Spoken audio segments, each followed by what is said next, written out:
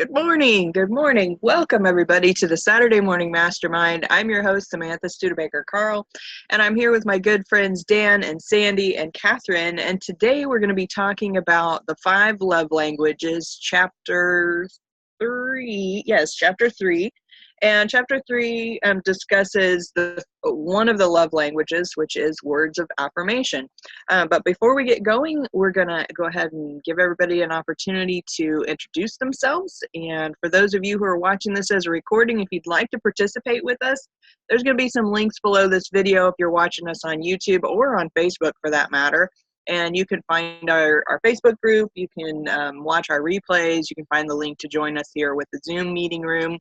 And okay, guys, jump in, tell us who you are and where you are, and then we'll start our conversation. Good morning, I'm Catherine Clement from Boulder, Colorado. Looking forward to today's discussion. We're on affirmations, I think.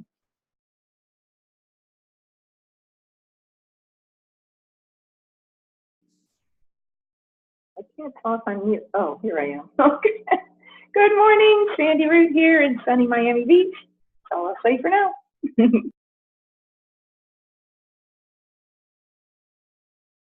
And good morning, I'm Dan Sissick. I'm in Las Vegas, Nevada, and looking forward to the discussion on Chapter 3, Words of Affirmation.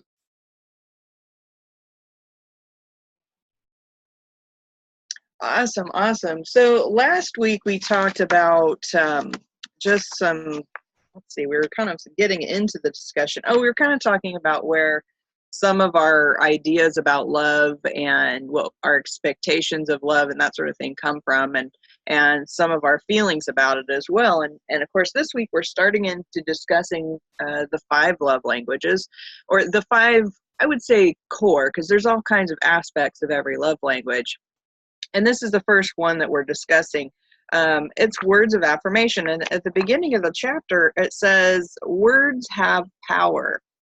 And then it says, since words hold such influential power, it is understandable that words of affirmation would be one of the 5 languages of love. And, we've discussed a lot of times in some of our previous books that we've talked about is language and the way that it works and the way our minds process it and how it affects us. And so it only makes sense that, words are a part of the love language, obviously, because of course, how do most of us express love to a loved one when it's just a quick moment is by saying something loving to that person, or giving them a hug, it's just little simple things. And so we know how important words are, and we know that words can be hurtful. We know that they can be helpful. So guys, what do you think about this chapter as far as, what was the first thing that kind of caught, or I don't know, let's just kind of discuss the chapter as a whole, and then we can kind of dig into it. What do you think about this chapter as a whole? I think for me, it's one of my more prevalent ones, I think. I still need to do that stupid profile. I haven't done it yet. I keep wanting to do it, and then I get busy and I forget. And Saturday morning, like, oh no, I forgot to do the profile. So that's something I got to write down and make a mental note and maybe do this evening or something. But I was just thinking back and kind of thinking over some things, and I realized why I need the words of like affirmation, or why I need those building up type things, because growing up in the, where how I grew up with the abuse and all the negativity between my real mom and my stepdad and stuff like that, which was so big on a kid, it just weighs heavy when you're a kid, that when my grandmother would, turn around and bolster me and lift me up and, edify me and tell me that I could do whatever I want, that I could be this, that I could be that, that she would say how much she loved me and the little things she would do. And I was just thinking back to one of my favorite songs that she would sing, and how much that song meant to me. And I was thinking about it this week, and every night, a few days, it's like pop into my head. And it was a song called "I Love You a Bushel and a Peck." I guess it was an older song back from her era, but she would sing it to me. and it was just the way she would sing it. It just kind of filled me with warmth. And so that's why I think I glob onto it, and that's why I think I need those type of words as I've grown and gotten older and stuff, because then that says to me that it's the connection. And I've also been realizing how much lately, how much I need connection, you know, something behind the words that make it, feel real to me, and that it's, sincere and honest, whereas, opposed to the other side. So I think that's why I really like the words of affirmation in conjunction with like the physical touch and stuff, because I'm a touchy feely person, and that adds to it to me. So when I get that together, it gives me all the warm fuzzies and all the things I need that I desire. And that's been one of the things I've not gotten as much as I've gotten older, and it's something I'm really like. I really, that type of thing. So I think that's why it is for me very important.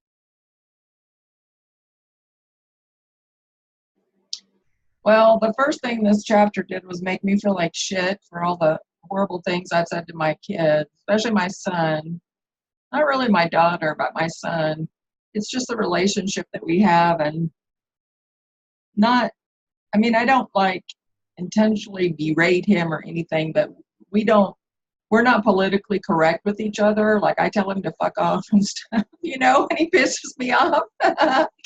So, but what I realized as I read the chapter is that, we've talked about it before, that just because something isn't your love language, it's somebody else's love language.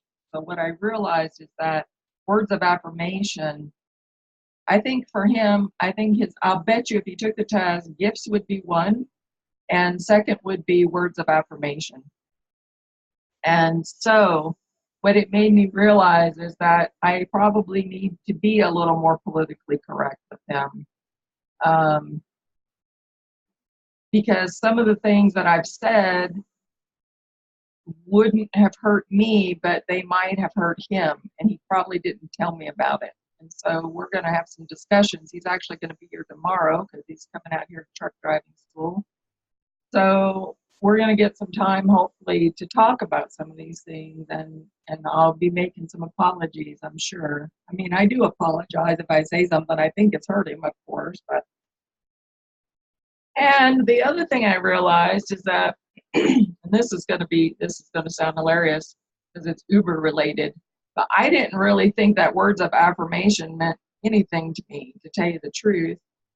But I get excited when I get a badge on my Uber thing and somebody says, because they can give you these badges that says, you have good music, or you gave excellent service, or, you have great conversation, or whatever. And so I get really excited when one of my riders gives me a badge. So I guess words of affirmation are important. And then, oh my gosh, the telemarketers are starting early this morning. And then, I think about the how easily words are misinterpreted, and how important clear communication is to people in which this is one of their priority love languages. Not that anybody doesn't enjoy words of affirmation, but for somebody this is at the top of their list, we really need to be clear, and especially if we're using texting to communicate, or emails or something, it's without intonation and inflection, it's so easy to misinterpret words. So all of those things slammed me in the forehead when I read this. It's a great chapter.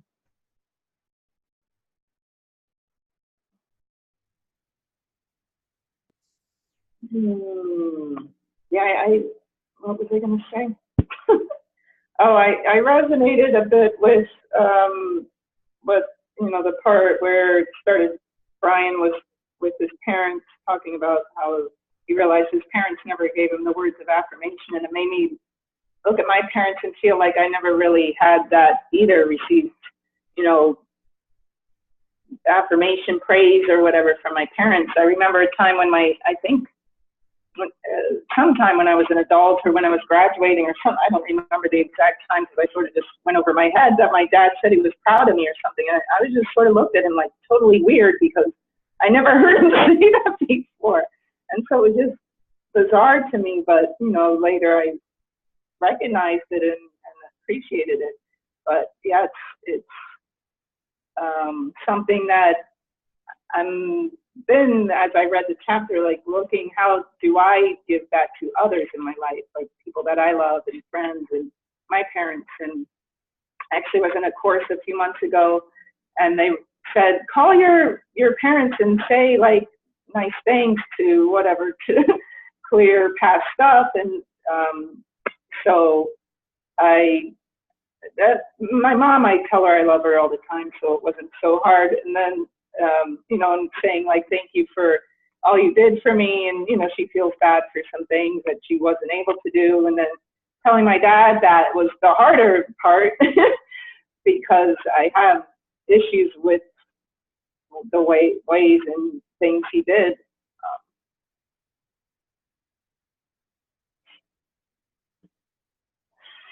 But when I told him that, I appreciate all you did for me, he, I think he was a little shocked, but he said, he acknowledged too, like maybe I wasn't always there for you the way you needed and blah, blah, blah.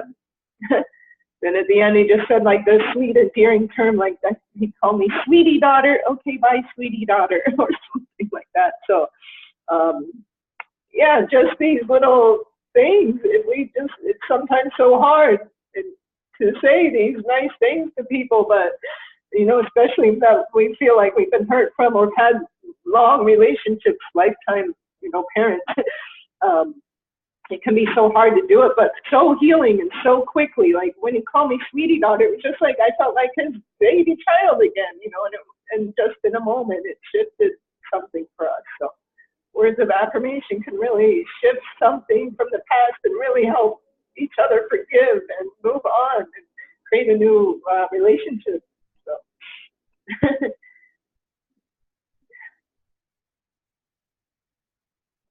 Hugs to you, honey. I look back, I didn't get that, from my grandmother either, but because it wasn't, and obviously not my mom or dad, but because it's not a top priority for me, like I always just said, oh, well, that's just how they are, or that's just, they don't know how to show love or whatever. And like, I didn't take it personally, but I think, and I think I've mentioned this before, some people don't even know how to smile. And I think some people don't know how to express love. They just don't. And they don't know how to use those words. And I'm so glad that conversation happened for you guys, and that's what I'm hoping for my son and I, that if there are those feelings where I've hurt him and he hasn't expressed that to me, because we all hide so much from each other, we don't let other people know when they're not giving us what we need most of the time.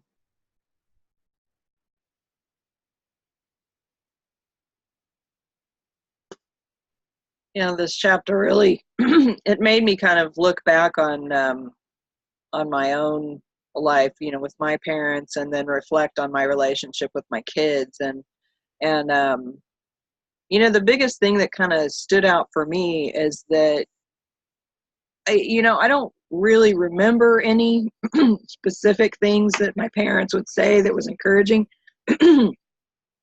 But I do remember a lot of negative stuff that I, got, particularly from my mother, because she's just very, very critical. And I know that came from her dad being really critical with her, so I understand it, and when I was a kid, it hurt me a lot more than when I think back on it, I understand. But one thing I realized is that, I, as a parent, was probably a lot more critical than, what I feel like I should have been. And even though I can think of so many times where I would think in my head of these things that I was so proud of my kids for, or I, was happy about them doing this or that, or, I would think the things and I would so fail to say them. And I still fail to say the things that I feel. And I don't know why, it's not like I'm purposely just, not saying them, because I think I don't know. I just am not actively, up until this point, making a specific effort to say the things to my kids. I mean, it sounds so silly, but I I started really kind of paying attention to the things that go on in my head. And I do the same thing at work with people, as I'll notice that they've done something and it's great. And I'm, like proud of them or happy for them or whatever. And I fail to say anything to them. And I don't know, it surprises me. And I don't know why that happens. It's just a weird thing. And, so I'm going to be working on that, because I do think the words of affirmation. I just fail to say them. So I don't know. I like that this kind of has like exercises in this chapter that it tells you, hey, start by doing this and work your way forward, and then you'll get better at it. And I don't know if part of it maybe is just I'm not a great in-person conversationalist, and so maybe that's it. I don't know. I know you're making that face, and I don't know. I find myself going, what do I talk about with my kids? I don't know. Anyway.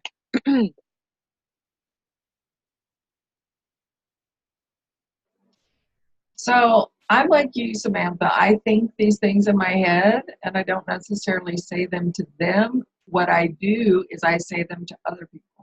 Like, I'm always telling other people how proud I am of my son or whatever, And so I actually did, once I read this chapter and I realized that I believe this is one of his top priorities. Like, I said to him, and this was like a weird way to do it too, but I said to him that I was talking to David about how proud I was of him and what he's doing in his life.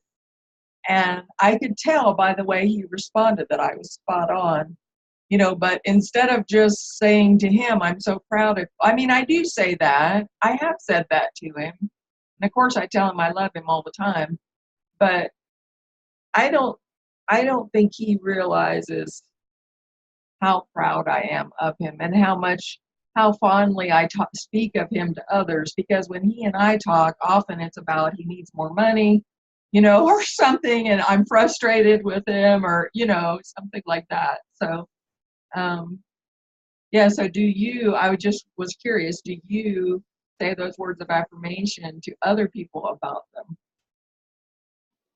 Yeah, it's interesting when you said that. That just kind of jumped into my head, is that, I do. I talk positive about my kids to other people. And what's interesting is that if I'm with other people and my kids are there, I'll talk positive about them, but it won't be directly to them. It'll be like to this other person about my kid who's right there. I don't know. It's funny. And I don't know if it's like a thing just because I didn't hear that many things from my parents. My mom will probably say, oh, I said this and this and that, but I'm like, whatever. I don't remember it, but I don't know. It's interesting. I'm definitely going to try and when I have those thoughts come into my head, if nothing else, send them a text at the moment, something like that. And but I like what you were saying earlier. It's kind of off to the side of this, is the aspect of people misinterpreting the words that you say, and trying to be sensitive to that with people, and particularly with texting or emailing or that kind of thing, is how things can be misinterpreted so easily. And I think that when my kind of opinion on some things is I can be a lot more blunt with people, because I feel like if I was going to have somebody say something to me, that's how I would say it. And of course, for me, I don't take things like that personally, but I think that other people, they can hear something and then be like, oh, wow, feel like it's a critical thing versus just no, it's not like I'm trying to be critical necessarily. I don't know. I totally get what you're saying. I'm the same way. Yeah, I get it. It's like I can have people tell me something and I'm like, oh yeah, recognizing that whatever it is, especially if it's something where they're addressing something in me that may be something I need to work on. Like my husband is a perfect example, and he doesn't call out my faults very often, but sometimes he'll be like, hey, you said da da da da, and you're actually da da da da, and I'll be like, oh, okay, I get it, rather than just getting mad that he said that about me or to me or whatever, but anyway. I was going to say, just in what you were talking about, Samantha, that I'm kind of like both you and Catherine. I will say things to other people, but sometimes I think to people, and I've done it in a roundabout way, because like in cards at birthdays or something, I say, hey, I'm really proud of you. I think, but have I ever really in person, so to speak, told, my brother how proud I am of him or how awesome I think he is? I've told my roommate, a couple times that I think he's a great dad and that he's doing a good job. But I'm like you guys, I tend to tell other people things about people that I really think are and that are important in my life. But where's the good in that? Yeah, maybe the thoughts go up and are out, but do they really rest on them, and do they get the real benefit of it? And I've, like you said, when you guys were talking about that, I'm going, ooh, they don't really get that benefit of what I'm trying to tell them and let them know, because a lot of times they're not there when I'm telling the other person, so it's like, and so just now I did an action. I just texted my mom. I usually don't text my mom in the morning. Normally we'll text at night. That way I know she's okay, because she lives by herself and I get worried about her. But it's hard to do the one-on-one thing, especially on the phone. She'll go on for hours and hours. But I just texted her, good morning, Mom. I love you. I hope you have an awesome day, and sent some hearts and a sun rising. And I've never done that, but at least maybe when she wakes up, it will start her day off in a different way for her today, and put a lighter step in her day or something, and make her feel appreciated that even I was just thinking about her this morning.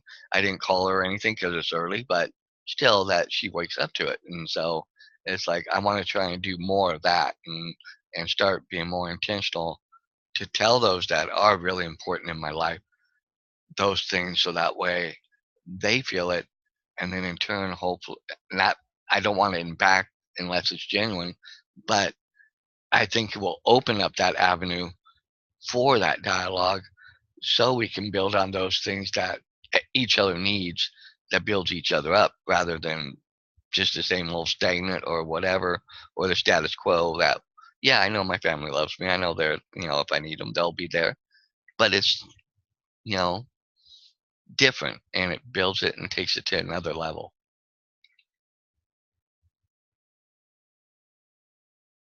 Good for you for taking action, Dan.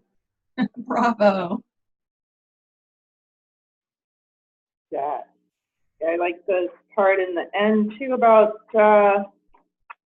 well, wait, I'm having like 12 thoughts at once. What was I going to say? Yeah, I don't know. I think you were touching on this a bit about like how it's easier to give words of affirmation sometimes to like friends or, whatever. Like it's harder for me to do with my parents for sure. Like, I don't even really think about it, like giving them love, you know, like they're supposed to give me love.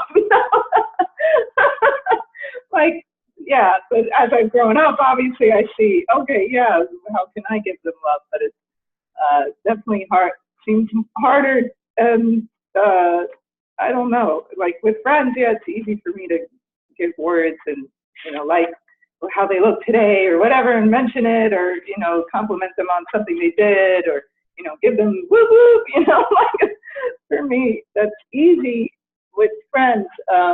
But yeah, family's different. And when you said something, then it reminded me I should, oh, you mentioned your brother. I was like, oh, I should send my brother a nice little message too. I mean, we talk a lot, and, you know, we text every once in a while, but and when we get together, we have an amazing time and get along great, but I don't feel like I've ever really, you know, maybe here and there, but not really like give him words of affirmation, or, you know, give him any of these gifts that we're going to be talking about. So I'm going to see.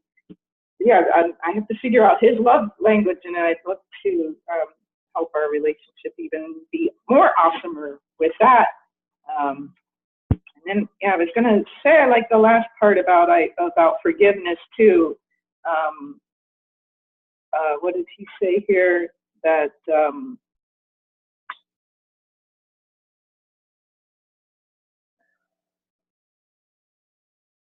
yeah, just about like we don't always do the best or right thing, and we, you know, we do or say hurtful things to those around us, and we can't erase the past. But if we keep that going from, you know, past stuff, it messes. What does he say? Many people mess up every new day with what happened yesterday. You know, I just see places in my life where it's like some grudge that I could be holding, which I'm not usually a grudge holder, but if it's a heartbreak, it's hard for me to really let go for a while. So seeing places where things like that make me make decisions in my present day that are more closed or withdrawn or not as loving to whatever is around me and whoever's around me, because I'm so in my mind about or what happened in the past, or just even like subconsciously going through life with some heaviness from the past.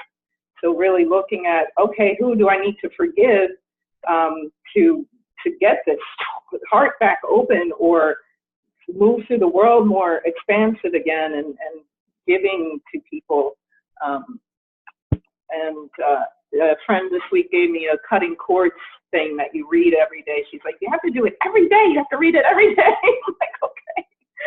But it's like this prayer, like you're praying to the ascended masters, or, you know, calling them in to help you cut cords from the past and surround yourself in like violet light and do all these things. So I've been reading that every day on top of doing a cleanse and doing a new Kriya. And it's just like this week I'm like, like blasting open.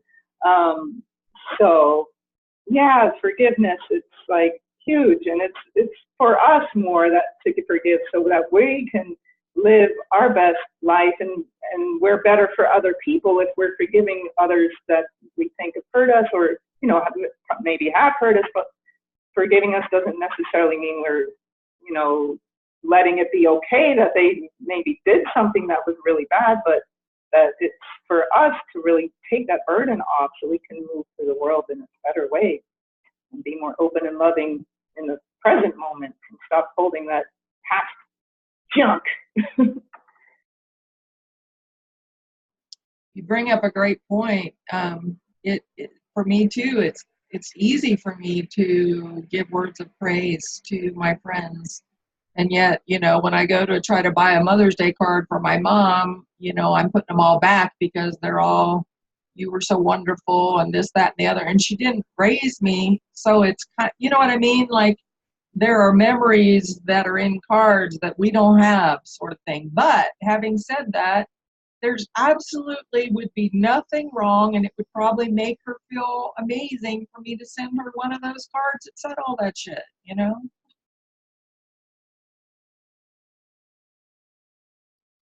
You know, Sandy, when you were mentioning that, you know, the heaviness, like that we're carrying around that heaviness in our subconscious, and you know, that kind of made me think, as I was kind of trying to examine my relationship with my mom and my dad, and about starting to give them affirmations and whatnot. Of course, I have no problems telling them that I love them, but saying other positive things to them, like what it's suggesting in these exercises, it seems like this just foreign, weird thing that I would do.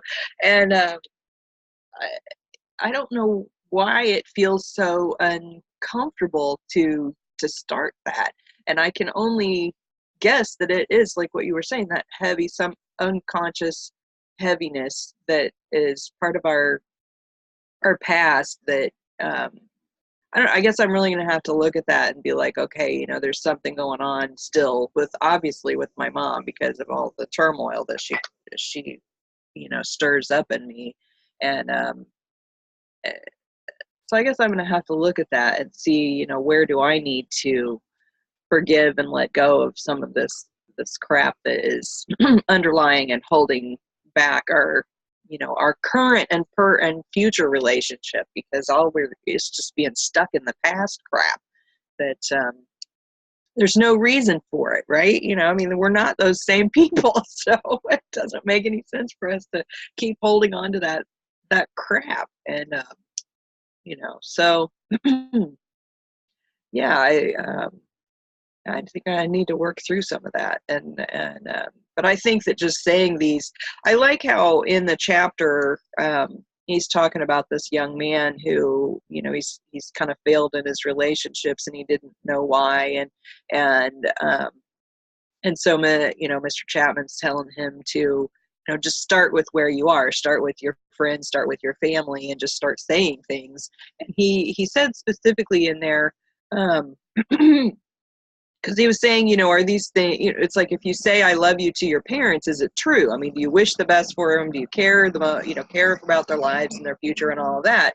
And is that a true statement? So I was sitting here thinking, I'm like, okay, well, I could really kind of think through with my mom things that are true for me with her, because I think that's kind of where some of it kind of comes up with me, is I get this kind of feeling of, I don't know if I really feel that way about, my mom or whatever. And I don't know if I'm really proud of her for this or that, but then at the same time, if I can sit here and dig through and find the truths that I do believe that are positive, and then start working on those, that it'll be easier for me to feel like I'm in integrity with myself, as well as saying the statements of positive things to my mom. Not because I don't wish bad on her at all. I don't have anything along that lines. I do want the best for her. I do want her to be happy, and I want us to have a good relationship. And so yeah, I thought that was really interesting, where he was like, is this true? And that could help you when you say positive things. So Wow, that led me to a thought that when you were talking about that, how you were talking and Catherine talking about um, greeting cards, and how, like, all, and she says all the shit that they say in there. And it's funny because, in a way, I think we do look at them sometimes, and we find, like for me, I'll find the one that I think best fits kind of what I want to say, but there's never really one that says really exact. And it's kind of like I'm at a loss, because I think it goes back to what you were just talking about, how we're trying to find those truths, but that are still keeping us in our integrity of what we feel and how we look, and until we analyze, like you said, and really deep down, because I think a lot of us don't want to go there, so to speak, because it does take work, it takes energy, it takes effort, and we. I think for me, I want to even though I've forgiven, but at the same point, I want to keep some of the blame there, because that's where it came from. And sometimes I think as part of that full release is really working through all that, and really getting to that point where you grab those real truths and change them and make them become part of your integrity. So that way, when you are able to talk to them, it does open it up, and that you can then start that dialogue and start the affirmation and the words and the things and the, parts that will help go, like you said, go to another level and change the dynamics of, the relationship and make it better and stronger. It's kind of like with Sandy when she said some of those things to her dad, you know, it opened up and it allowed it to kind of start moving towards a different direction, and both sides can heal. And I think that's, I think that's something I know I need to look at even more in depth. And because I've never actually called or talked or written anything to my real mother, telling her and letting her know that I've forgiven her. Yeah, I've forgiven her, but does she know that? And and so I think I've still got a little work to do myself. My real father's dead. I mean, my stepfather's dead, so I can't really do much there. But maybe even still writing him a letter as it would be for him might also help me in that area too. I think you Absolutely. can still work with the passed on ones too. Go ahead, honey. Oh no, I was just going to say that, yeah, you can definitely heal with people who've passed as well. Yeah, writing a letter or even just talking to them. They hear you. um, what was I going you said something, Samantha, and it popped something in my head, and now I completely forget what it was.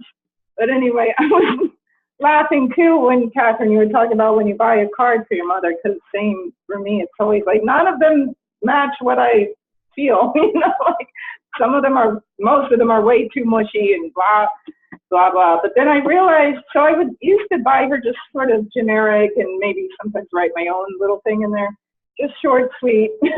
But then once I started giving her ones, as I got older, like, giving her more of the lovey-dovey kinds, like she loves them. So even if it's not fully like, how I'm feeling, like seeing the way she feels when I give her the cards is actually like, it makes me feel good. So now I'm starting to realize I think my mom is words of affirmation, her love language.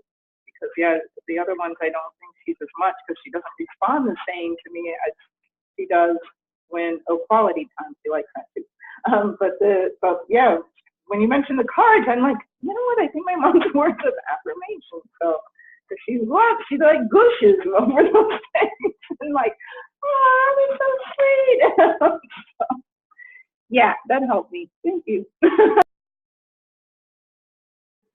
Yeah, basically that's what I was just going to say too, Dan, is it doesn't matter whether they're still in their earth suit or not, you can still talk to them just as if they were right next to you.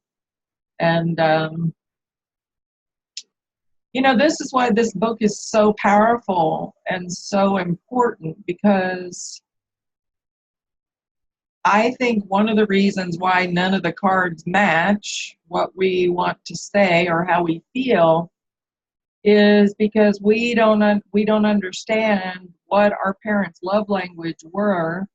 Like my mom's love language, top one is gifts. I know that now. So, and gifts is like my lowest one. So when she would try to show her love through gifts, I took it sort of as an insult or something. Now, so I didn't feel love. But now, looking back, she was totally trying to show me her love all the time. So again, I think it's misinterpreted communication. And once we understand and go back and look at relationships, figure out people's love languages, then that could change that whole dynamic. And we might be sending all kinds of mushy cards.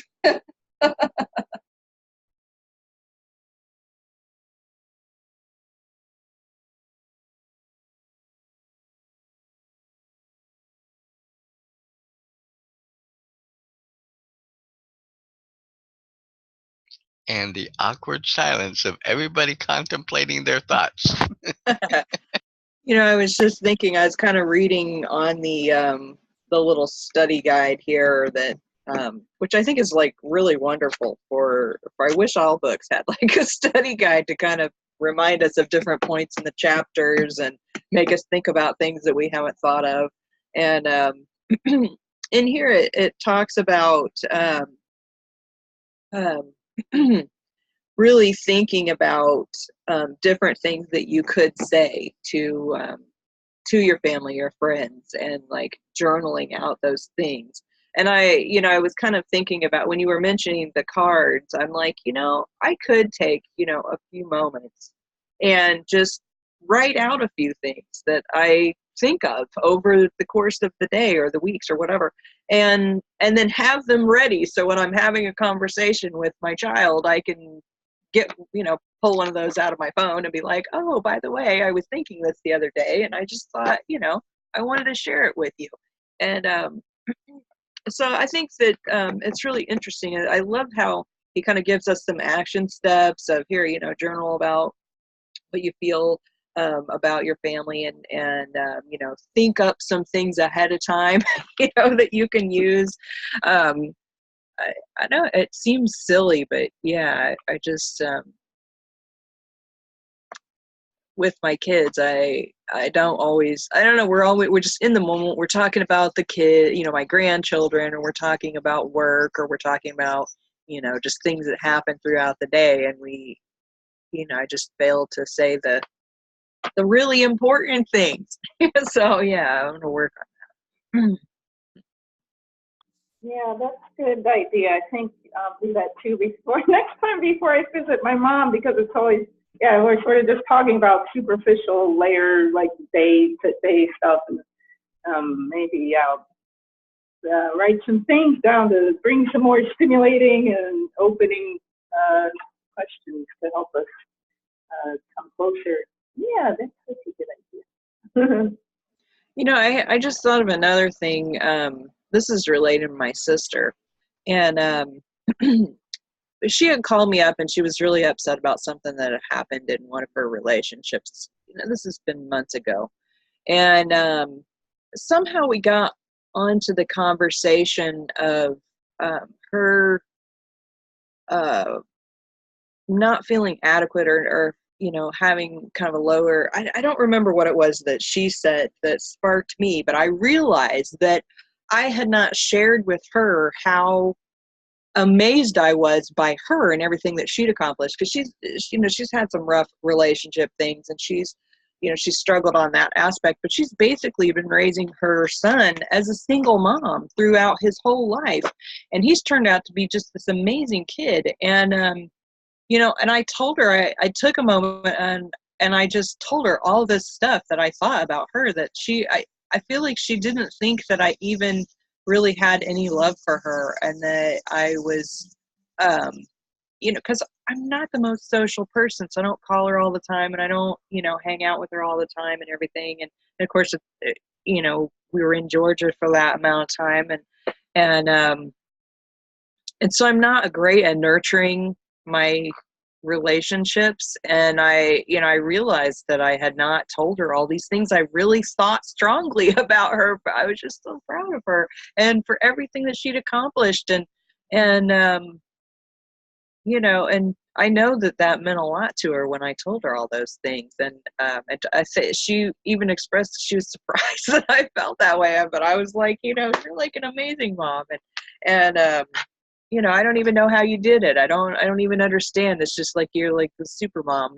And she was like, well, I thought you were the super mom, I'm like, I don't know. It's interesting how just saying the things that you feel about the other person is so important. And it reminds me that I need to do it more. Definitely need to do that more.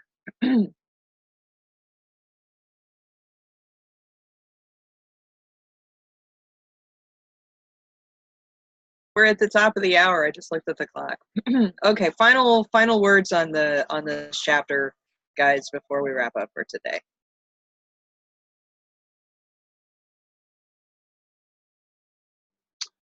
Well,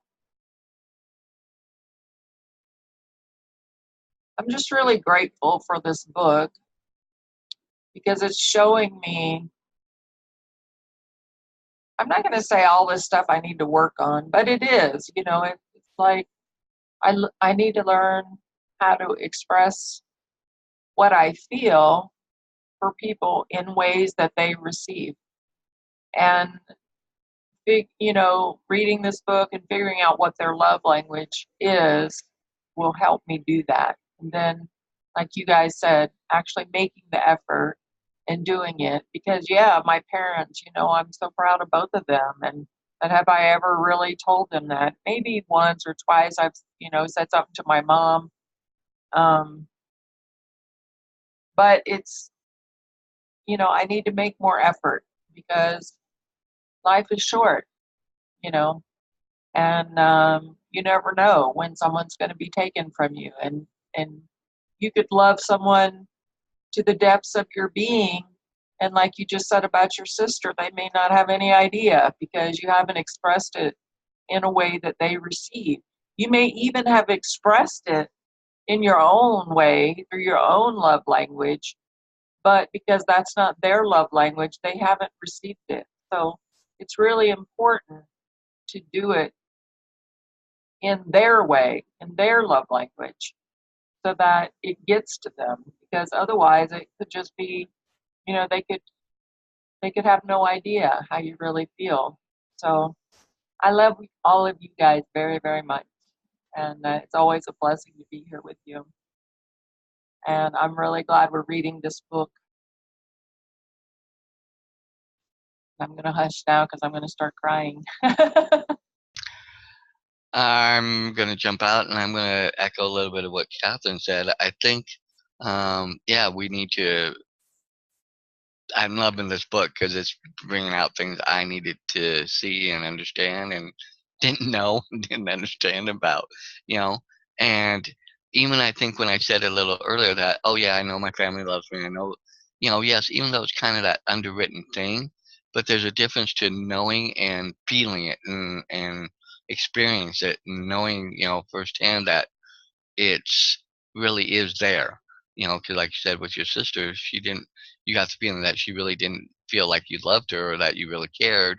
When yes, deep down we do care. I care very deeply for my family, but how did they perceive it? And do they understand that I perceive things, and I think that's part of where families get into the minutia of, you know, misunderstandings and hurt sometimes that they don't realize that was ever caused or there and unintentional a lot of times. I think that's the other part is it's unintentional but we hang on to it and harbor it as if it was intentional.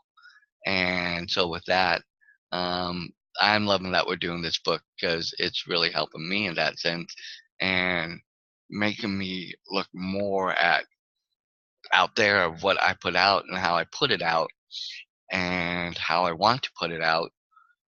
And I'm going to be honest, and a little selfish of how I hopefully get it in return. But I think that's a genuine feeling that we all have, so that way we can feel that, like I said, with you guys, I know you guys love me, and I love you guys, just as much. And it's easier to say that to you guys sometimes than it is them.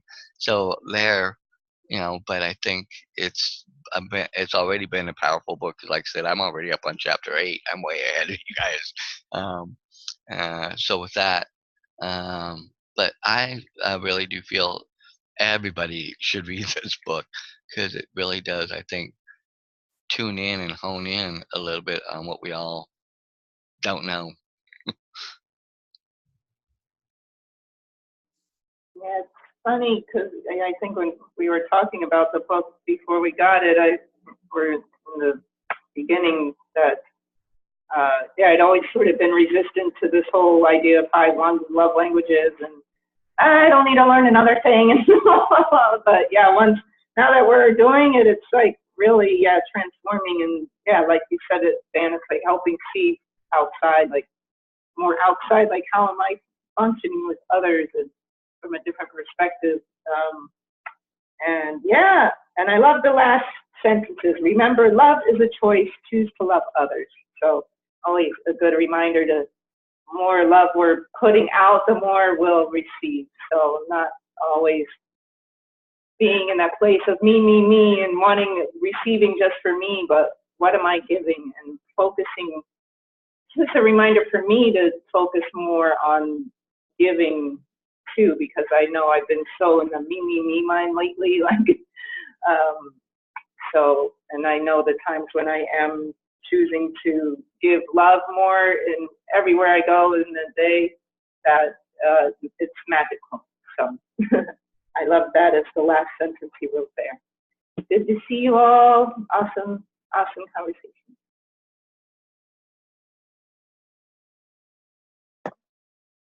Yeah, this is definitely a powerful book. Although all the books we study are very powerful, and they just open up things inside of us that we didn't realize that was something that we could work on. At least not for me.